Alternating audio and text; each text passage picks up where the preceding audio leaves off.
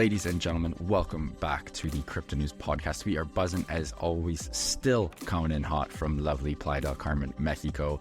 It's been an absolute treat of a week, folks. We are still recording on election week. By the time this airs, it will be a week or two later, so obviously please keep that in mind. But we are in for an absolute treat today. Been trying to get this lad on the show for a hot minute, and we finally got him on. Today we have Alan Orwick, the co-founder of Quai Network, the only fully scalable and programmable proof of work layer 1 designed for global commerce.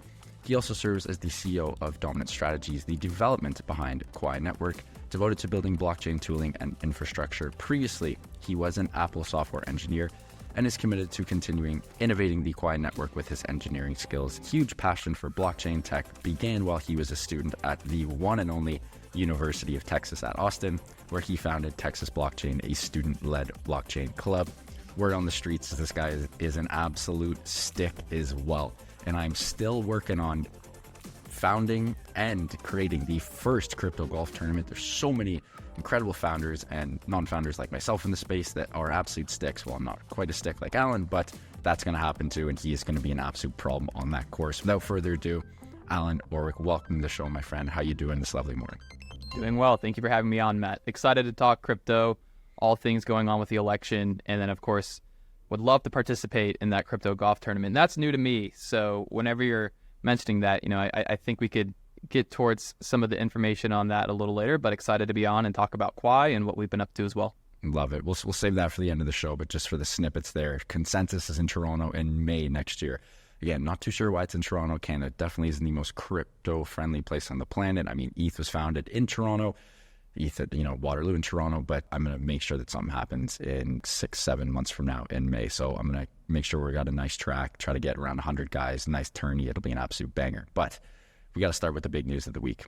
And that is before we get into Quai, which is the biggest part of the show. But the presidential election, it was absolute mayhem.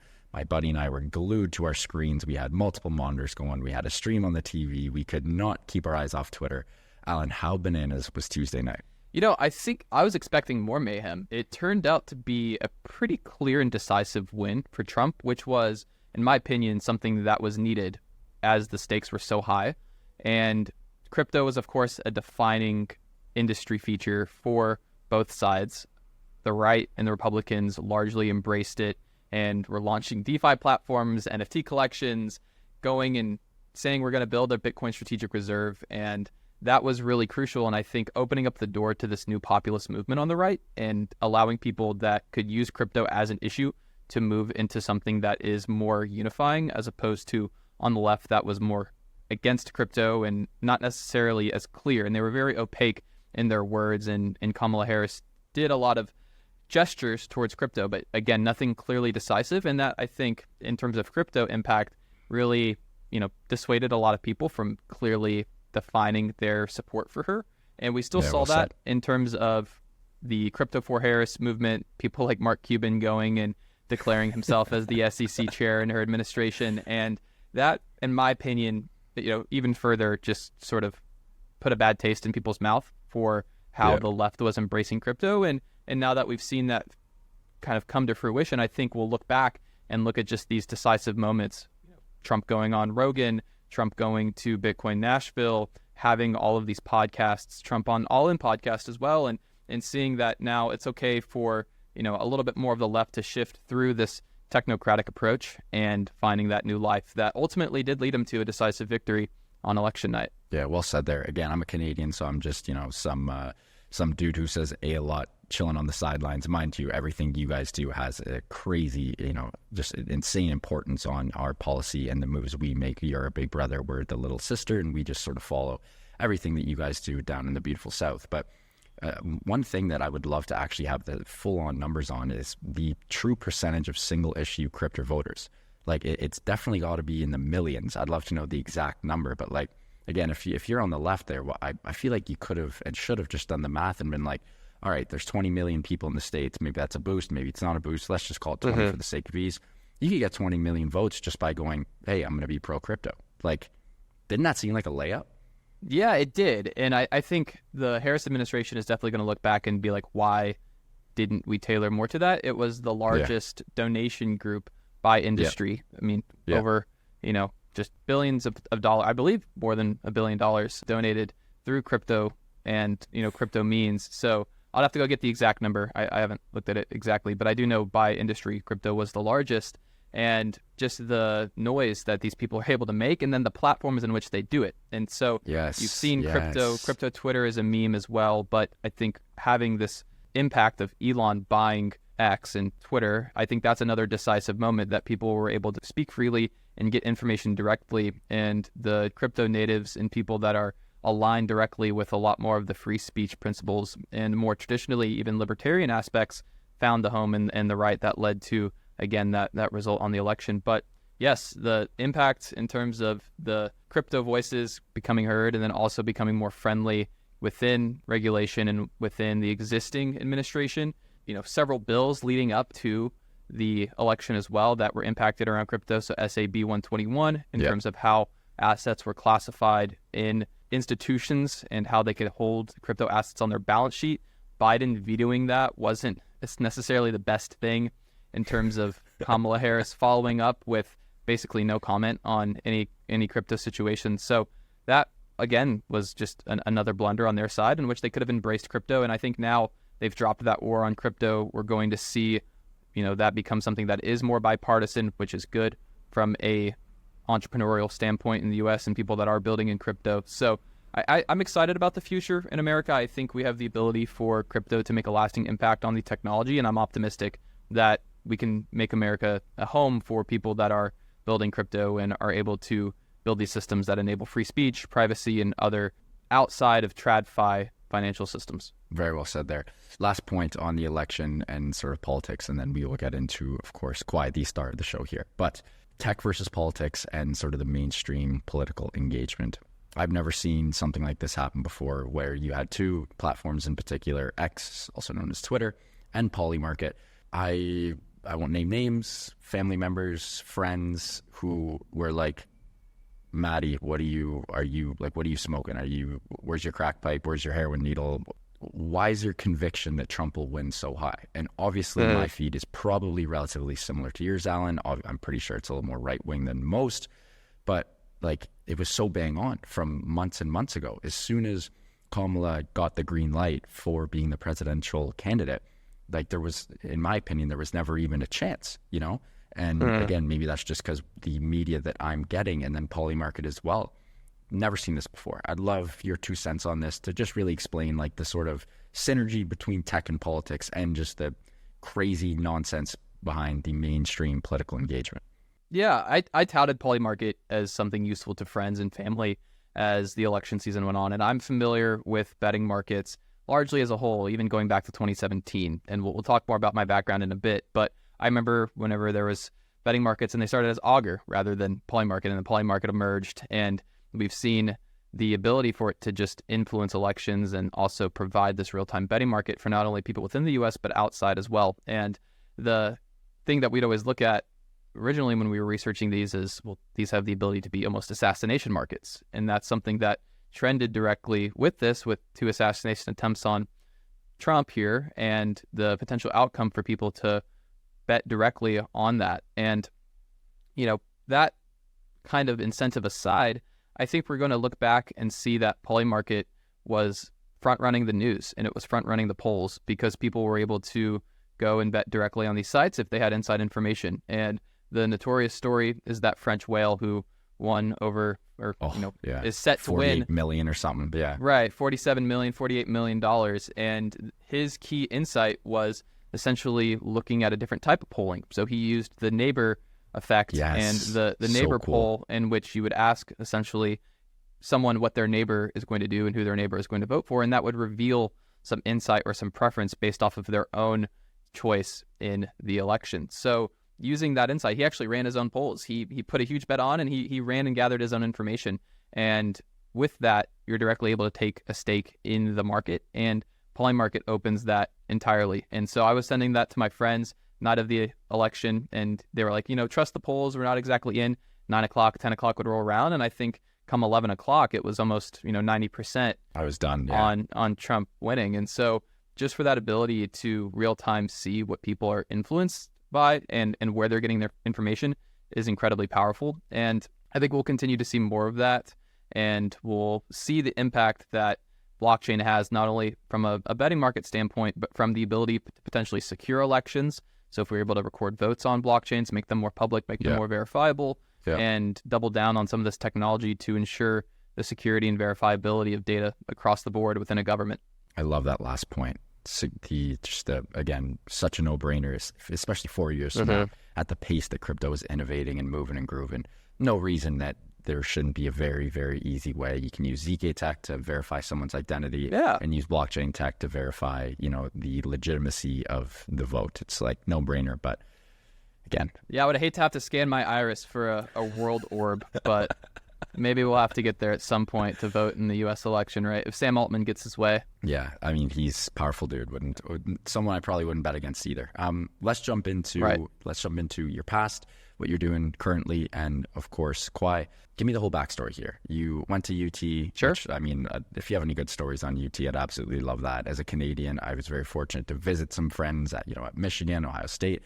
And when we go there, we're like, holy shit, this is night and day to what we have. It's just an absolute gong show, the parties. I mean, back in the day, the girls, everything. It was just all world, something that maybe Western was the only one, for us in Toronto, or around Toronto, but nothing like that. Tell us some good stories from UT if you have any. Segue into starting the blockchain club at UT, and then segue maybe some Apple stuff and present day Quai. Yeah, so, kind of setting the background on Quai and how we eventually led to what we're doing today, it was a research project. And I was going into my freshman year as a computer science major, and I dabbled with crypto in the past, in Bitcoin, Ethereum. Ethereum kind of after it launched, and Bitcoin in about 2015. And I was always interested in computers and programming. I started programming whenever I was super young, and that kind of gave me the knack for just tinkering with software, hardware, and just building different solutions and tools. And really that kind of passion came out of video games and came out of just, Minecraft and RuneScape and all of those different OG games so that good. Were like, hey, I can do something, and I can have the game do something back to me, or I can hack it in a certain way that gives me an advantage. So that kind of spurred my love for crypto and blockchain. And then the kind of stories on UT, I mean, absolutely different from anything you'd see in Canada, Europe, or anything else. I mean, UT is now an SEC school. We weren't an SEC school whenever I was there. We were still in the Big 12. But Austin is not as much of a college town. I'd say it's more of like an OG kind of large government style blue city in a red state, and has some parallels to, Nashville and, a few other larger kind of structural cities in the South. But it's not necessarily like true South. So the scene at UT was a ton of fun because it's still almost like its own city. It's kind of right downtown. So you're able to go downtown, you're able to go to 6th Street, able to go to West 6th, and kind of go out to the lake and do all these different activities because you're still in a large city, and you get a good feel of it. And a lot of people after they graduate, still like to stay in Austin. I'm fortunate enough to still be here and have close ties to a lot of my friends that were in college. But given that Austin is a large city and still very tech-centered, there's, of course, Apple here, IBM, NVIDIA, Samsung, a ton of tech companies. It's kind of deemed Silicon Hills. And with that comes a lot of research and education that occurs at UT. So the environment for UT is very engineering heavy. It's very tech heavy. And the influence Austin has on that creates a really nice kind of, growing area and a good good foundation for a lot of students to do good work and do research at UT Austin, which is what I was fortunate enough to be able to do.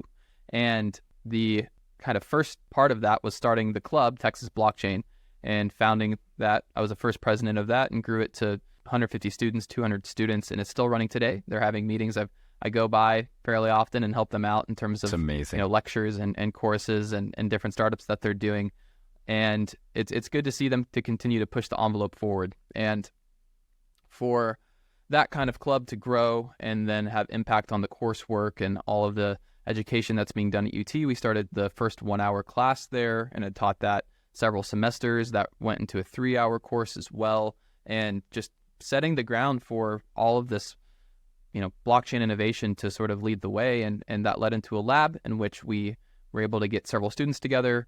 Our other co-founder, Dr. K, who was an advisor, so he was he finished his PhD earlier on, and he was kind of an advisor and colleagues with one of our professors, Sriram Vishwanath, and that was kind of the starting founding group of the research that led into Quai Network.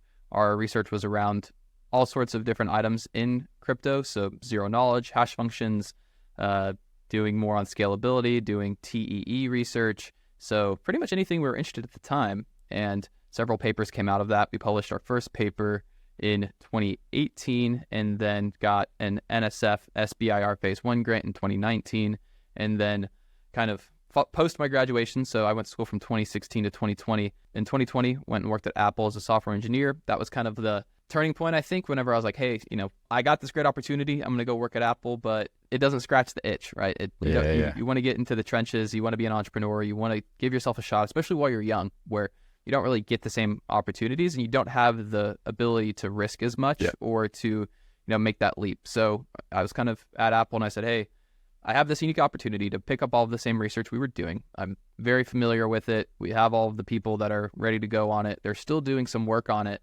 but it's time to kind of take this to the next level and to the next step.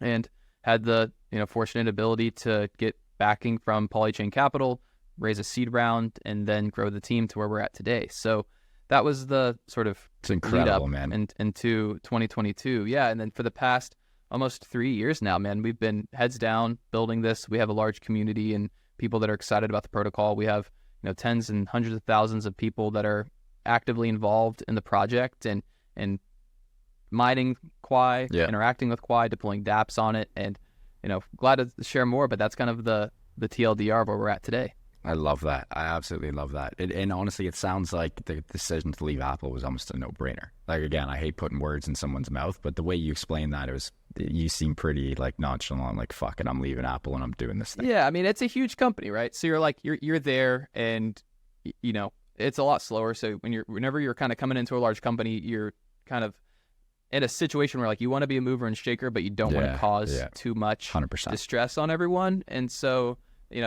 it's something that it's comfortable and there's a direct path. But in my kind of time as a even student entrepreneur, kind of starting the club and then doing other startups in school, I was like, I kind of want to forge my own path and try to get out there in the world and see what I can do. And fortunately, I had a good support group around that. So we had a mix of other entrepreneurs, and I think UT is a very entrepreneurial school. And so they kind of put a lot of that focus in, and they say, here are the kind of different journeys that you can take, and here are the resources you can rely on. And yeah, I wouldn't say it was as much of a no-brainer. It was a tough decision, and definitely something that people at the time were like, why would you ever do that? This is like a, you got a pretty sick job if you just chill. Yeah, you're in a good spot. But in hindsight, it was, it's taken me on a wild ride.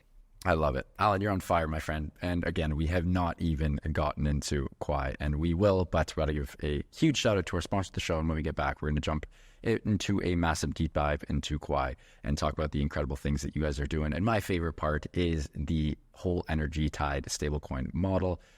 Pretty darn sure no one else is doing this, and this is so freaking cool. Can't wait to get into it. Until then, huge shout out to our sponsor of the show and longtime friends of cryptonews.com, and that is Prime XBT. We love the team at Prime XBT as they offer a robust trading system for both beginners and professional traders. Doesn't matter if you're a rookie or a vet, you can easily design and customize your layouts and widgets to best fit your trading style. Prime XBT is also running an exclusive promo for listeners of the pod. Use the promo code CryptoNews50. That is CryptoNews50, all one word, to receive 50% of your deposit credited to your trading account. Again, that is CryptoNews50, all one word, to receive 50% of your deposit credited to your trading account. And now back to the show with Alan. Let's jump right into it. Give me the elevator pitch. I know it's a bit of a layup question and a bit of a bollocks question on my end, but you can explain it way better than me, and it's a great way to set the tone. So tell us a little bit about it and why it's so cool, and then I'm going to drill you on some good stuff that I can't wait to get into. Let's do it. So Quai Network is a scalable and programmable proof-of-work Layer 1 blockchain with a crypto-native energy dollar. And you added emphasis before on how you're excited to dive into that piece and how this concept of an energy dollar is disrupting traditional stablecoins. So what we're able to do with Quai Network, given that it is proof of work, is we can use that property of work, so miners across the globe contributing energy, similarly to Bitcoin miners, and we can use that as an economic oracle. So there's some semblance of truth in which energy provides stability on-chain in a way that is completely decentralized and separated from traditional finance that is really kind of the bottleneck to stablecoins and is actually, in my opinion, the Achilles heel to stablecoins. Because if we look back in the past, whenever SVB was essentially going under a bank run, we saw USDC depeg down to 84 cents. And these stablecoins were causing mayhem across the network. We saw across the entire industry. We saw people essentially lining up at the bank in the morning. We saw everyone trying to move their money out. SVB wasn't the only thing impacted, but we had Silvergate, and I want to say the sort of stablecoin regime was questioned. And that actually kind of gave us a lot of intuition on how we could provide stability in a way that was different from, say, a dollar. And so we looked at it and we said, we have these unique properties that are given to us. And this is actually not something new. The original sort of thought around this was proposed in 2012 by Robert Sam's Seigniorage Shares paper. And other people have experimented with different designs in stablecoins, the most recent being these sort of flat coins that put the yield of the inflation on top of a stablecoin. So for us, we said, okay, well, that's maybe a natural step, is to create a stablecoin tied to energy. We see energy as one of the underlying economic input into the economy because it powers all things. Literally, it is energy. Everything. It turns on the lights. It gets things across the ocean. Yeah. It runs your car. So if you have a money that is tied to that, then it is something that can optimize the capitalistic outcomes of society and how people potentially orient their lives. So for us, we're like, okay, well, let's experiment with this. What tools do we have to do it? And we have a blockchain system that has miners that use energy. So that was kind of a next step to add that. And we still see stablecoins as useful. They're one of the, if not the leading trend in terms of blockchain adoption globally. People are paying with stablecoins. They're doing remittances with stablecoins, and they're holding assets directly on the blockchain with stablecoins. RWAs are becoming a larger trend as well. So for us, we see a huge opportunity to disrupt that space and provide something that is truly decentralized so that it can't be blocked, censored, or limited, or withheld at the point of sale. So freaking cool. Okay. Now, when I'm doing research for the show here, and I always like to ask some like normie questions, because I do know we have some normie, listeners, and we love them, and I love that they listen to the pod and want to learn more about crypto. The first thing they are going to ask, and we will get into, how the proof of work mechanism also is an oracle, an economic oracle, of course, but I would love for you to explain how the token value is directly related and correlated to real world energy costs and demand. Because when I'm doing the math in my head here, Alan, I'm like, okay, where does Alan and the team even start? What proxies are they looking at? Where are they getting the data? Like, tell me everything and anything about how the price of the coin is linked to real world energy and demand. Yeah, so within the system, as we said with proof of work, you're essentially using a computer, and it's almost like imagine you had like a washing machine or a dryer in this case, because they heat up, and energy is, in my mind, associated more with heat. So you have a dryer that spins, and as it spins, it is taking in that energy and creating tokens. It's similar to Bitcoin, but Bitcoin, in this example, has fixed emissions, and every 4 years, Bitcoin halves. So it starts at 50, goes to 25, 12.5, and so on. But in Quai, with this energy dollar, that token is emitted directly with the hash rate. So if hash rate goes up, the emission of the token goes up. Hash rate goes down, the emission of the token goes down. And so the more energy that's in the system, the more available this token is. And the less energy is in the system, the less available this token is. And that tells us something, because the real world stability based off of the amount of energy is that sort of economic oracle, as we talked about. And that tells us something about how much demand there is for the network and how much demand there is for the money supply. And the other facts based off of participation and how people are spending it and the velocity are also kind of baked in to some of that exchange rate natively.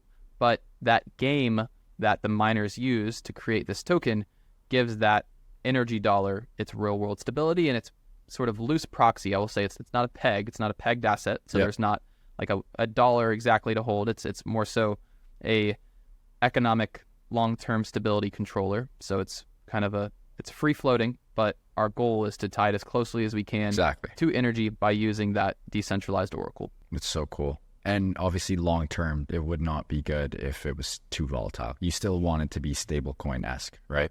Yeah, and that's kind of the hard part, right? Because when you look at stablecoins, they've given us a great privilege. We have exactly $1 on chain, and that's powerful. People in these remote parts of the world can dollarize their economies. They can use USDT. They can use USDC directly. They don't need a driver's license. They don't need 3 months of rent somewhere. They can spin up a wallet and get stablecoins and have access to the US economy. That's a huge feature. But we've also sort of gotten to a point where we rely heavily on the dollar itself, which is still inflating pretty heavily. It's kind of the way in which the US enforces its control across the globe, and the more influence that the US dollar has on these blockchains directly, the more that the Treasury or the Fed could influence something like Ethereum, Solana, or maybe even Bitcoin. Bitcoin doesn't have as much of that problem because it's not as programmable, and Bitcoin as an asset doesn't have as many stablecoins minted directly on it. So I'd say it's a bit more immune. But the stablecoin market cap at, I think, close to 180 billion right now is roughly 10% of the entire crypto market cap. And that number is only going to continue to grow. So I would hate to see a world in which stablecoins are 50% of the crypto market cap, because then they're essentially vampire attacking these pure or these sort of isolated assets that were supposed to get us away from traditional finance. And with what we're doing with this energy dollar concept is a way of preventing that and saying, hey, we still want stability. It won't be dollar tied stability. It'll be something completely different. It'll be energy tied stability through electricity and this decentralized miner set. And so the sort of cost of that is that you don't have exactly a dollar, and it is more free floating. But the idea is that by using the volatility of energy and electricity is a better means of pairing long-term and pricing long-term than the US dollar.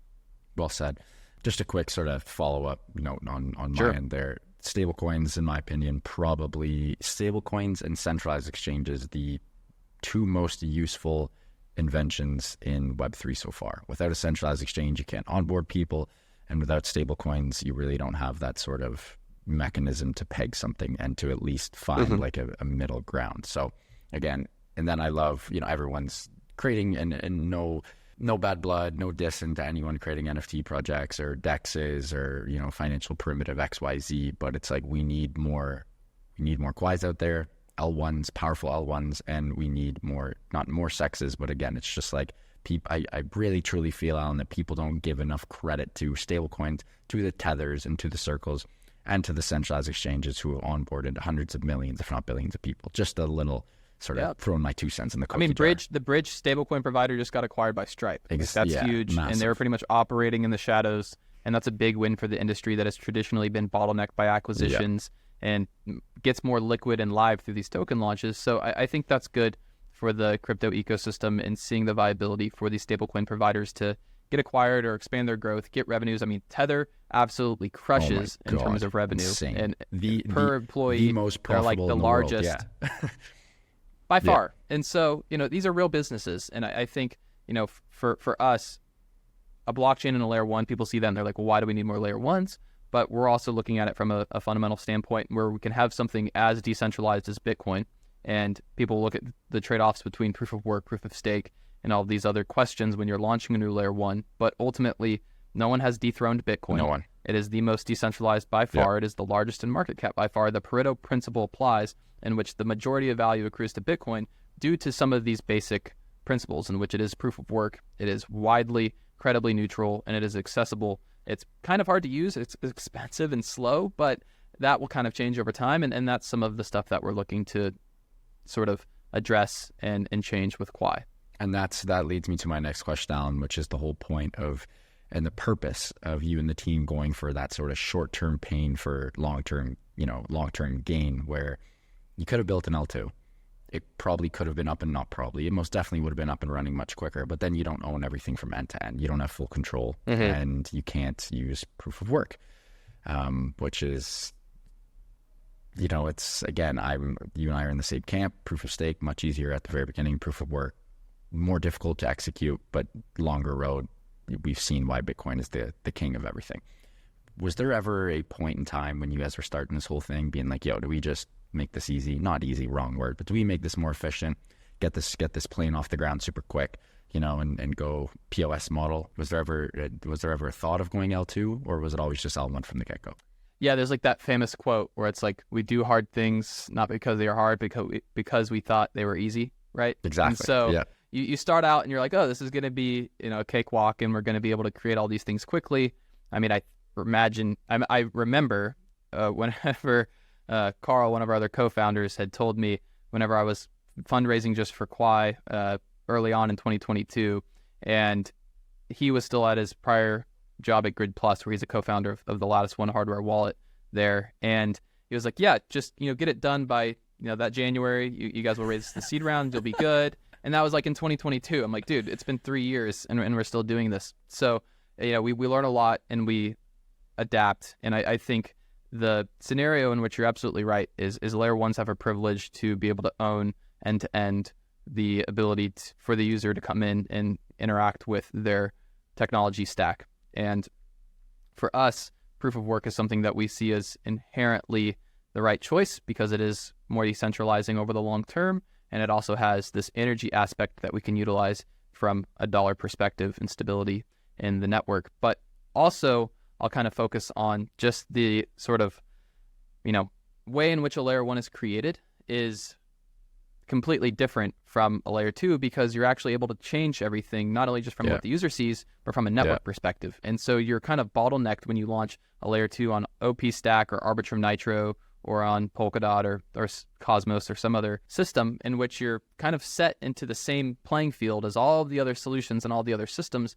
And then from an economic standpoint, you're competing for the same liquidity and you're competing for the value accrual across that ecosystem. And so, that kind of puts into question some of those decisions, especially when you look in hindsight at Ethereum going through the merge, switching from proof of work to proof of stake, and these layer twos that are going and competing with the similar roadmap of the base layer itself. And so I think Ethereum is going through a bit of an identity crisis, and you're still seeing Bitcoin and even newer assets like Solana that are owning this vertical and owning a certain category that makes it difficult to be stuck in the middle between.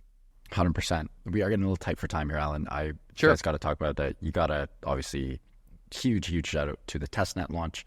What does that mean for you and the team? And any other announcements, updates, anything else you'd love to plug before we jump off here? Yeah, so we launched our final testnet, and like I said, getting through this journey and getting through this for the past 3 years, we've launched 3 prior testnets. This is our 4th and final. It's called the Golden Age testnet.